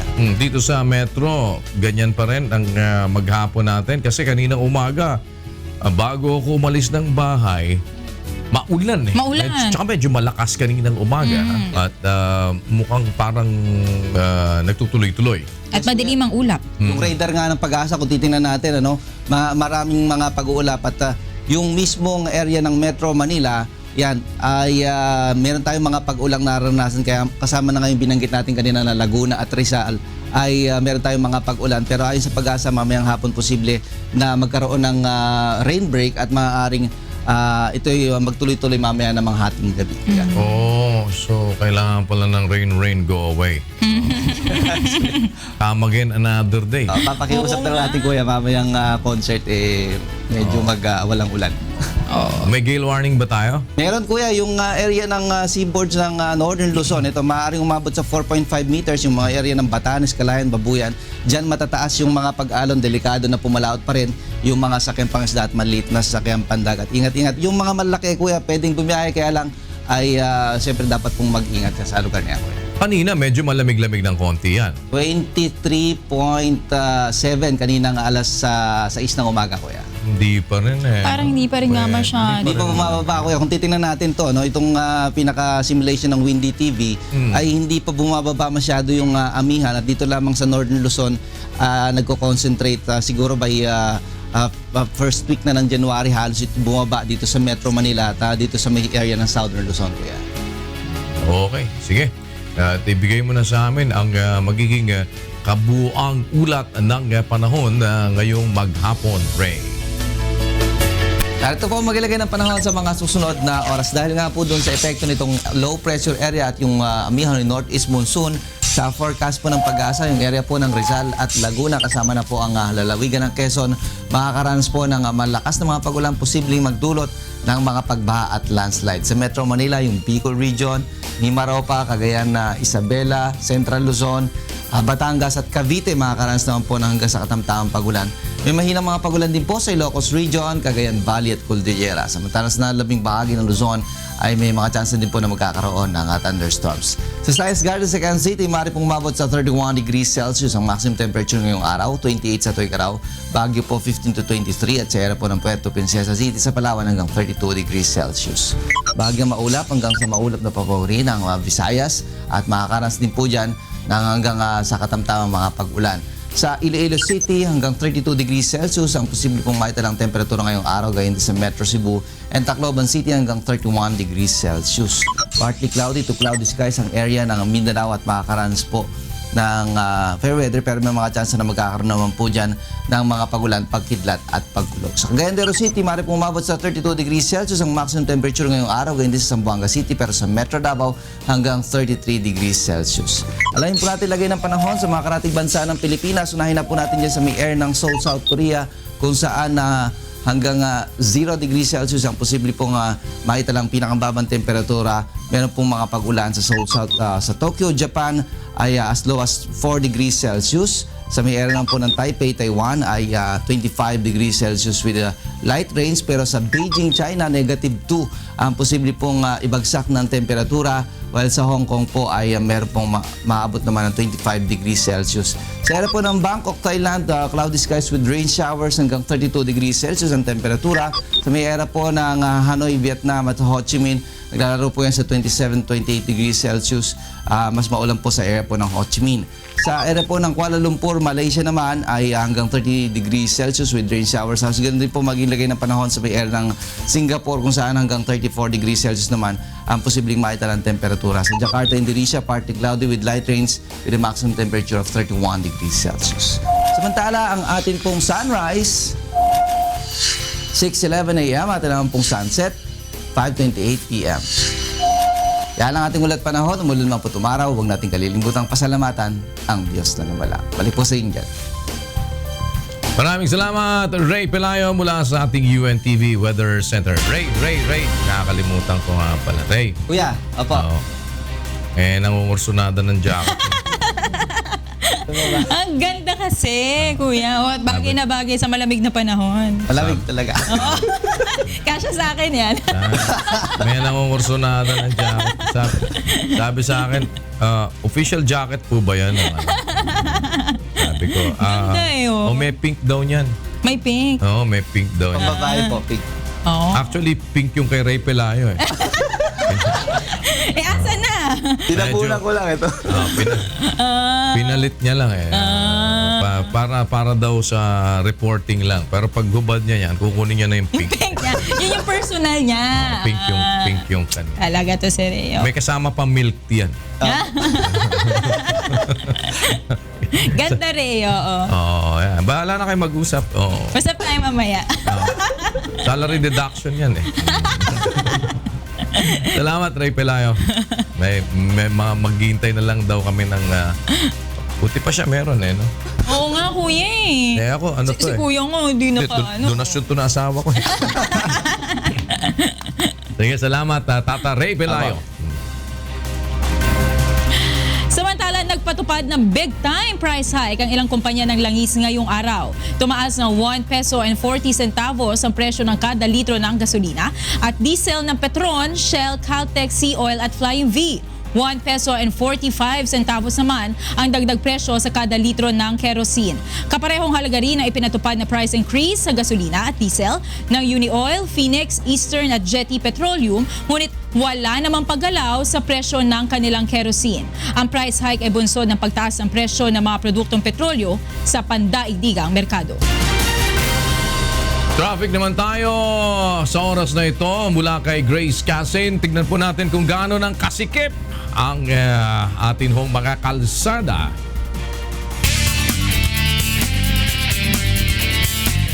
Sa mga maglalakbay, puntahan natin si Grace Casin para bigyan tayo ng idea kung ano hong sakripisyo ang inyong sasalungahin ngayong araw. Grace! Magandang umaga sa iyo, Kuya. Ngayon nga pong rush hour na at medyo maulan pa. Ilang mga lansangan na nga dito sa kahabaan ng EDSA. Ang build-up na ang daloy ng trapiko. Sa mga dadaan po ng EDSA, silipin natin ang sitwasyon ng daloy ng trapiko sa mga oras na ito. Kung kayo po ay babaybay ng southbound lane, mag-uumpisa po sa area ng North Avenue ang mabagal na usad ng mga sasakyan. Kung makita nyo nga, Kuya, dito sa harap ng EDSA Film ay bumper to bumper na nga po ang daloy ng trapiko. Dire-diretso na ho yan hanggang makarating kayo sa White Plains. Moderate to heavy traffic na po. Bahagyan luluwag sa Ortigas Avenue hanggang sa area ng Reliance. Moderate traffic naman sa Pioneer Boni hanggang Buendia. Subalit luluwag yan mula Ayala Avenue. Dire-diretso na po hanggang makarating kayo sa Macapagal Avenue. Sa mga babaybay naman ng northbound, magsisimula lang ang masikip na daloy ng trapiko, moderate to heavy sa FB Harrison hanggang sa area ng Pasay Road. Bahagya pong luluwag sa Buendia hanggang sa Reliance. Subalit ang Shaw Boulevard sa mga oras na ito, northbound lane pa rin po, ay moderate to heavy traffic na hanggang sa White Plains. Ang Santolan at ang Main Avenue, dire-diretso po hanggang makarating kayo sa Balintawak, ay light traffic sa mga oras na ito. Silipin naman natin ang ating live point sa area ng EDSA Guadalupe. Ang Guadalupe going to Shaw Boulevard ay moderate to heavy traffic sa mga oras na ito, habang ang Orense going to Ayala ay light to moderate traffic. Sa lahat po ng Kuya, paalala natin sa lahat ng mga motorista, ngayon po ay araw ng Martes. Ipinagbabawal po muna sa mga lansangan ang mga plaka na nagtatapos sa 3 and 4. Simula yan kaninang alas 7 ng umaga hanggang mamayang alas 8 ng gabi. Sa lahat naman po ng motorcycle rider, dumaan lamang po tayo sa designated motorcycle lane upang makaiwas po sa aberya. Kuya? Maraming salamat, Grace Casin. Nag-uulat mula po sa Quezon City. Alamin naman natin ang mga balitang prom day mula kay Victor Cosare.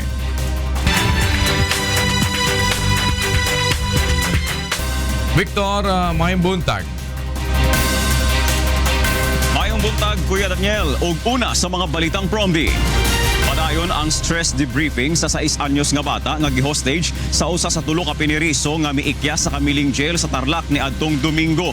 Sumala pa sa amahan sa bata bisag makig-uban na kini sa uban na matikdan nila ang nga adunay kabag-uhan sa pagtulog sa bata human ang maong panghitabo. Nagsakay og bisikleta si Divine Grace sa Rizal Street sa Kamiling sa dihang gi-hostage kini ni Marlon Alizo og 4 ka oras. Voluntaryong misurrender ang suspect human makaistorya sa negotiating team gikan sa provincial ug municipal government. Ang kauban ni ini nga si Rolly Falcon napatay human misukol sa mga otoridad. Samtang nagpadayon ang pursuit operation sa nakaikyas nga piniriso nga giilang si Draculo Falcon. Ani ang tipik sa pahayag ni Police Chief Inspector Rustico Raposas, ang officer in charge sa Kamiling PNP. Ako po'y nananawagan kung may alam kayong impormasyon sa kinaroroonan nito ay agad niyong ipaalam sa kapulisan. Nahumana sa unang batch sa mga drug surrender sa Bacolod City ang 7 ka adlaw nga wellness camp. Kinikabahin sa rehabilitation program sa lokal nga kagamhanan alang sa mga mild to moderate affected drug users. Si Lalaine Moreno alang sa detalye. 168 ka mga drug surrenderies ang nakatapos sang 7 ka adlaw nga wellness camp sa headquarters sang Philippine Army sa Camp Major Herona sa Murcia. Ang nainambit nga programa ginpunduhan sang lokal nga gobyerno sang masobra 1 milyon ka piso. Agot ipaidalom sa rehabilitation program ang mga mild to moderate affected drug users. Matyagan ko anytime daw may makatiro lang sa akon, gulpi, nga way ko kabalo. And then sa pag-abot ko, ang pag-abot din naman, and then naka-start na klase, mga amo naman mga psycho-spiritual. Dito ko na-realize nga daw, okay na ako, daw katawhan na sa akong kamatyagan ko, safe na dito. Ang wellness camp ginalakipan sang leadership training, physical tasks, spiritual activities, counseling kag lectures.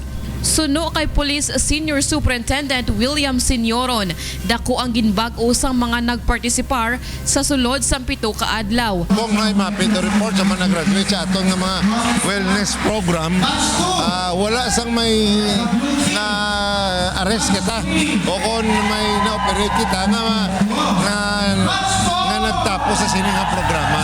So ini nakita naton nga daw kasigi-sige na ni ang pagbag-o, no? Apang padayon man gihapon sila nga igaw monitor sa PDEA, agud masiguro nga hindi na sila magbalik sa pag-usar sang illegal nga droga. Consider gyapon na sila na nasa watchlist, no? Kay from time to time di man naton mambal nga since nag-commit sila there are lots of temptations sa gwa mo tira na yan naton ma-gauge ang ilang commitment, no, kung gaano gid ka kusog ang ilablang pagbato sa temptation kiti pag Sa subong, puro mga lalaki lamang ang pwede mag-intra sa 7-day wellness camp. Target naman sa PNP nga buksan ang programa para sa mga babae nga drug dependent sa madasun nga tuig. Laline Moreno, UNTV Balita Kag Rescue, Negros Occidental.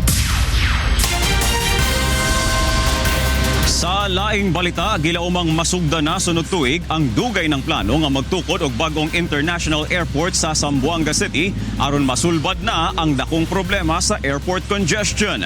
Ani ang report ni Dante Amento. Antes el fin del 2017 ta esperanza ay principia ya el construcción del nuevo international aeropuerto na ciudad de Zamboanga. Este es para tener solución del grave airport congestion na actualmente aeropuerto na lugar.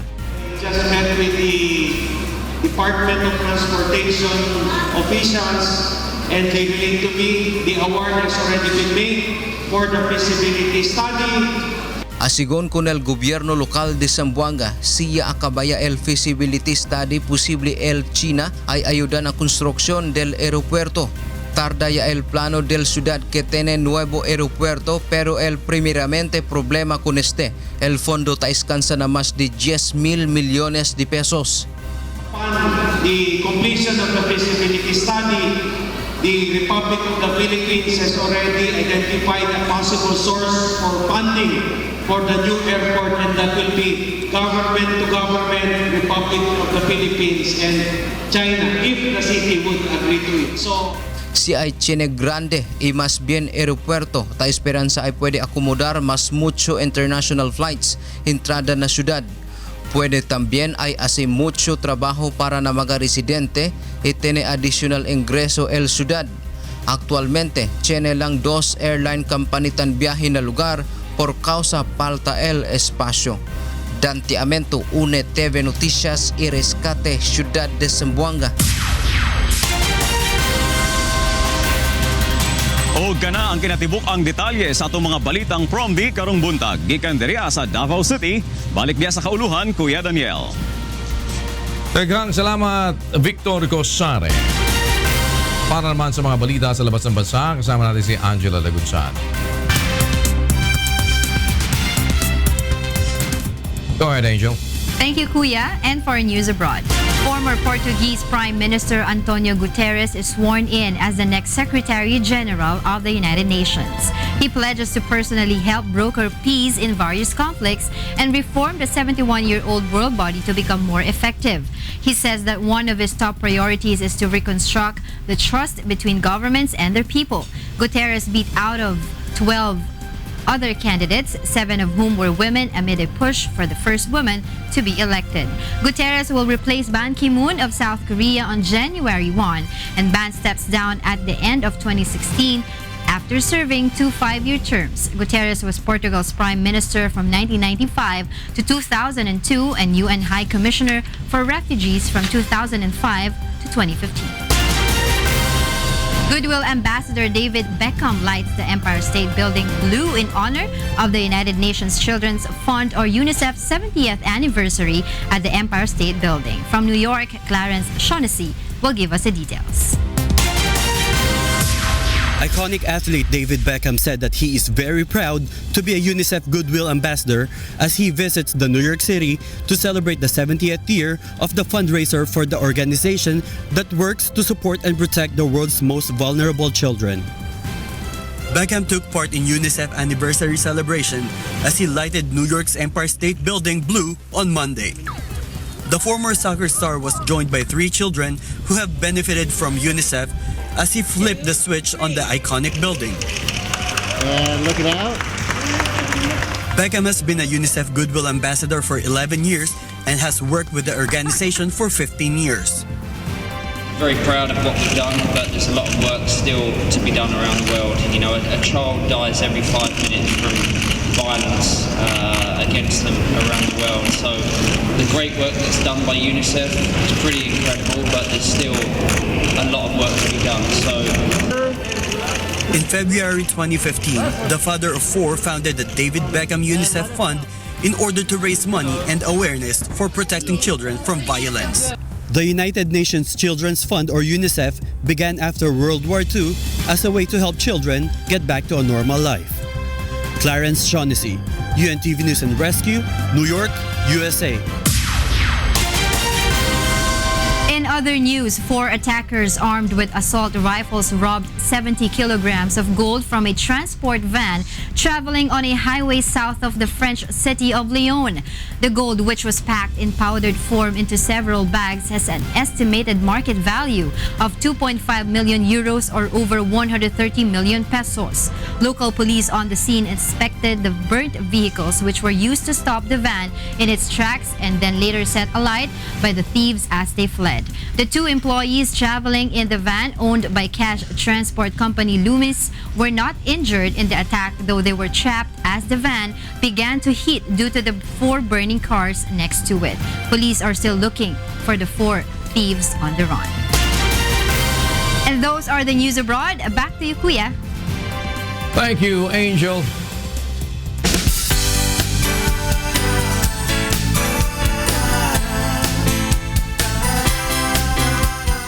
Mahigit sa 300 inmates sa General Mariano Alvarez Municipal Jail sa Cavite ang natulungan na isinagawang medical at dental mission ng UNTV katuwang ang Members Church of God International. Narito ang hataw na balita ni Randy Forastero. Idinaraing ng mga inmates sa General Mariano Alvarez Municipal Jail sa Cavite ang kanilang mga sakit tulad ng ubo, sipon, pananakit ng ngipin at hypertension.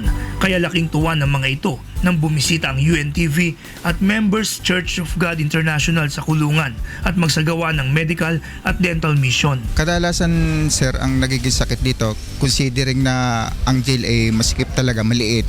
Yang siyempre ubot, sipon, tapos nasasamahan niyang mga high blood. Tapos meron pa rin yung sakit ng ngipin. Although nagdadaos ang BJMP ng medical dental mission, pero karamihan ng jail dito hindi lahat napupuntahan, kaya ang nahingi kami ng tulong sa mga service provider. Tulad nga nito, ang UNTV ay pinagbigyan kape. Sa halos 350 inmates, umabot sa 306 sa mga ito ang napaglingkuran sa medical at dental check-up, kasama na ang libreng bunot ng ngipin at libreng gamot para sa mga may karamdaman. Kami lubos na nagpapasalamat at naganap itong ganitong medical dental mission. Malaking tulong nga po ito dahil malulunasan po yung mga nararanasan naming mga sakit. Nagpapasalamat po ako sa Panginoon Diyos at sa malaking bagay po na medical mission na ito dahil marami na po dito ang mga walang dalaw at mga may karamdaman po at nabibigyan po ng kulang lunas. Randy Forastero para sa Serbisyong Kasambahay. Sa sports balita, kasama natin si Rina Villamor Camara.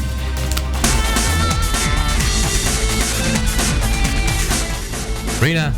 Yes, Kuya. Balita muna tayo sa sports natin. Groundbreaking ceremony sa pagsisimula ng construction ng $1.5 billion National Stadium na pagdarausan ng 2020 Olympics isinagawa na sa Tokyo, Japan. Sa lugar din na ito, idinaos ang 1964 Tokyo Olympics. Pinangunahan ng seremonya ni na Prime Minister Shinzo Abe, Tokyo Governor Yuriko Koike at iba pang malalaking personalidad. Sa pamagitan ng isang video presentation, ipinaliwanag naman ni Architect Ken Okuma ang magiging istruktura ng gagawing open-air stadium. Inaasahang matatapos ang proyekto sa November 2019. Mga Mga soccer team mula sa iba't ibang bahagi ng Brazil nagbigay-pugay sa Chapecoense team matapos ang plane crash sa Colombia 2 linggo na ang nakakalipas. Sa final match ng Brazilian League season, ginunita ng mga manlalaro, referees, fans at mga kawani ng media ang mga manlalaro at staff ng koponan na kabilang sa 71 nasawi. Ang Chapecoense ay nakatakda ng maglaro sa Atletico Mineiro, ngunit kinansela ang laban matapos ang trahedya. Kasama sa namatay ang kanilang head coach na si Kai Jr. Papalitan naman ito ng 50 anyos na si Wagner Mancini na dati na ring coach ng mga koponan ng Santos, Gremio, Botafogo at Vasco da Gama. Magsisimula muli ang Chapecoense team sa paghahanap ng mga manlalaro at muling lalaban sa Enero sa susunod na taon. Para naman sa ating UNTV Cup update, huling game na para sa taong ito ang ating magiging laro this coming Sunday, December 18 sa University of Makati Gymnasium. Papangunahan niya ng PNP Responders kontra sa BFP Firefighters. Second game naman ang BOC Transformers kontra sa MMDA Black Wolves at third game ang Judiciary Mages kontra naman sa Malacanang Kamao. God willing, kuya, pagbalik natin sa January 8 sa Alonte, Laguna naman maglalaro ang UNTV Cup Season 5. Yan muna ang latest sports. Back to you, Kuya. Thank you so much, Rina.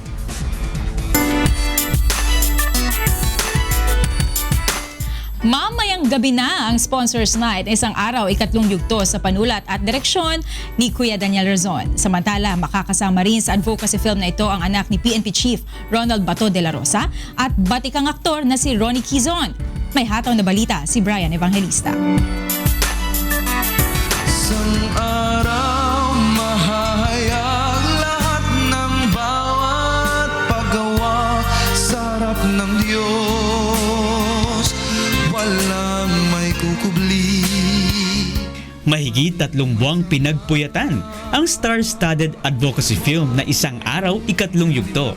Kabilang sa mga huling ginawang eksena ng pelikula, ang anak ni PNP Chief Director General Ronald Bato de la Rosa, si Rock de la Rosa, ang gaganap ng nakababatang Bato. Bagamat first time ni Rock lumabas sa pelikula, nagustuhan naman niya ang magandang intensyon ni Kuya Daniel sa advocacy film na ito. Kapag dapat po gapo kapag kay pa ang murag gusto siya ipalabas sa mga tao ba na ingani gid ang tiro nahitabo diri sa Pilipinas, wala gi atik, walay tabon. Saksi si Rock sa simpleng buhay at paninindigan ng kanyang ama laban sa katiwalian at kampanya nito laban sa droga. Kaya mensahe niya kay Chief PNP, Dad, kung ano mang pinaglalabanan mo ngayon, tuloy mo yan, 6 years, kaya natin to. Hanggang sa huling luha, hanggang sa huling dugo. Makaka-eksena ni Rock ang veteranong direktor at aktor na si Ronnie Quizon, ang panganay na anak ng King of Comedy na si Tito Dolphy. Kaya naman sa papel na gagampanan ni Ronnie, makikita ang pagmamahal at dedikasyon niya sa pag-arte na natutunan niya mula sa kanyang ama. Kuya Daniel, tuloy mo lang yan kasi kailangan talaga natin kailangan manggising ng mga tao. Makita nila natin kung ano yung epekto ng kasamaan para iwasan. Maraming salamat din na naisip mong gawin to. Tinulungan naman ni Ronnie ang gaganap bilang nakababatang Wendell Ramos na first time din lalabas sa pelikula.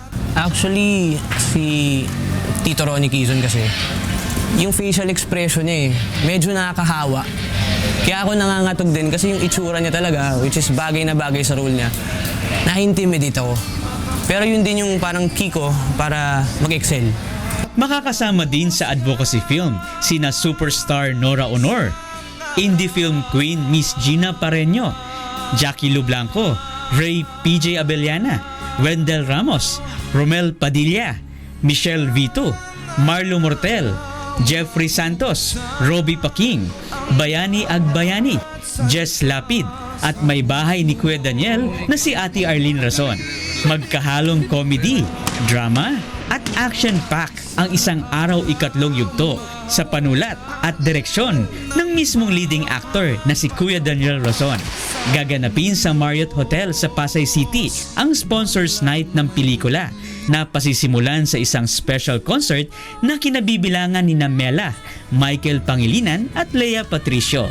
Brian Evangelista, UNTV News and Rescue, Philippines. Kinakabahan ako, kuya. Bakit ka kaya? Yung mga eksena mamaya na kasama ko makikita ko for the first time. So, nakakaba.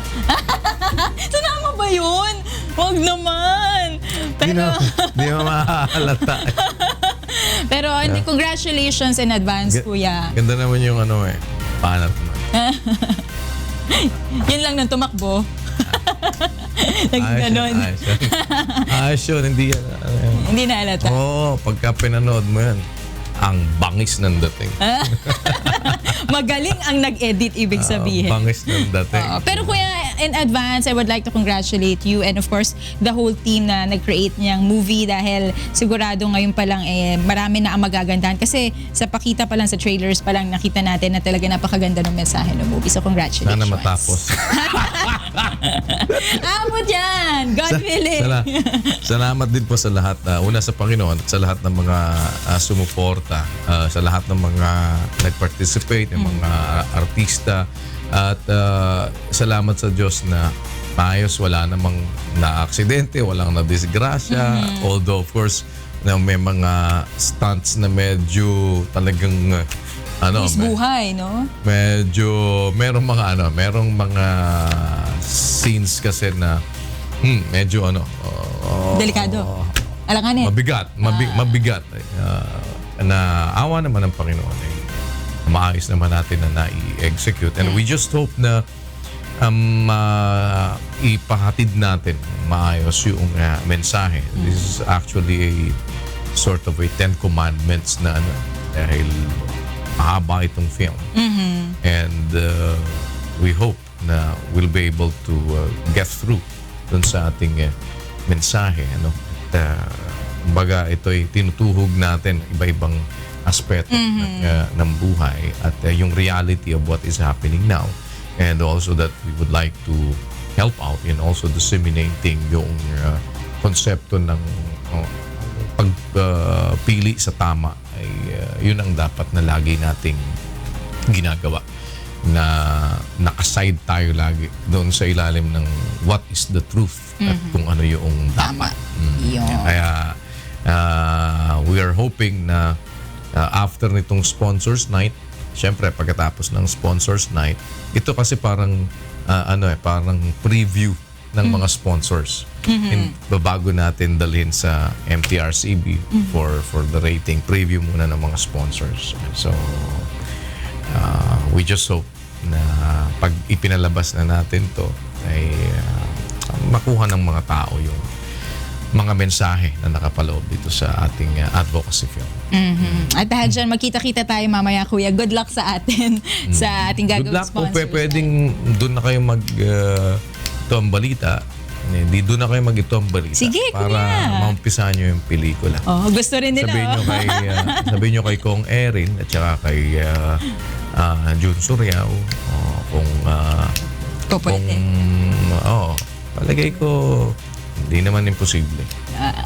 Kung pag gusto, may paraan. Pag ayaw, may dahilan. Sige, kuya.